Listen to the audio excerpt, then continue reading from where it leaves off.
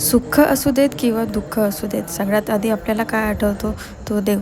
सुख जर असेल तर आपल्याला त्याला आभार मानण्यासाठी त्याला देवाचा नामस्मरण करतो आपण. आणि जर दुःख आलं तर त्याचा धावा करतो की आम्हाला या दुःखातून बाहेर पाड.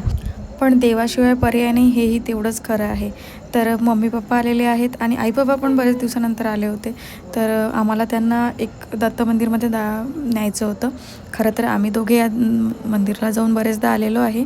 मुलांना पण घेऊन गेलो होतो, पण आई बाबा आल्यापासून मग कुठे गेलो नव्हतो. तर आई बाबा आणि मम्मी पप्पांना घेऊन आम्ही दत्त मंदिरला गेलो होतो.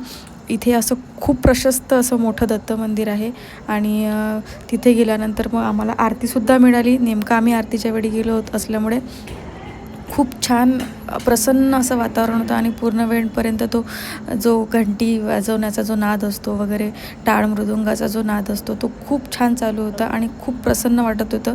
खूप पॉझिटिव्ह वाईब्स होत्या. तर आम्ही तिथले सगळं दर्शन घेतलं आणि त्याच्या दुसऱ्या साईडला एक गुरुकुल प्रकारचं असं एक छोटं मंदिर पण होतं आणि गुरुकुल पद्धतीसारखं पण तिथे मुलं शिक्षण घेतात असं होतं. ते पण आम्ही बघून आलो आणि परिसर खूप छान होता.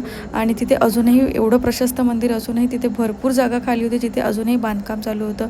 खरं तर आमच्या फॅमिलीमधले जेवढेही सगळे गेले होते तिथे, ते सगळेजणांना खूपच मंदिर आवडलं. तर आम्ही एवढं सगळं बघितलं आणि तिथे ना एक देववृक्ष म्हणून आहे. तिथे ना त्या देववृक्षाला एकाच मुळीला वड, पिंपळ आणि औदुंबर असे तीनही झाडांचं मूळ आहे तिथे आणि त्याला देववृक्ष असं म्हणतात. खरं तर हे जगातलं आश्चर्यच म्हणता येईल. तिथे मी एक फोटो पण लावलेला आहे, तुम्ही बघून काल वाचाल ते पूर्ण.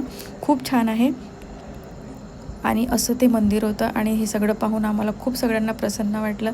मग आम्ही सगळं दर्शन घेतल्यानंतर निघालो बाहेर आणि आमच्या कारमध्ये ना 2 दिवसाआधी ना एसीचा थोडा प्रॉब्लेम झालेला, त्यामुळे सर थोडे डिस्टर्ब होते.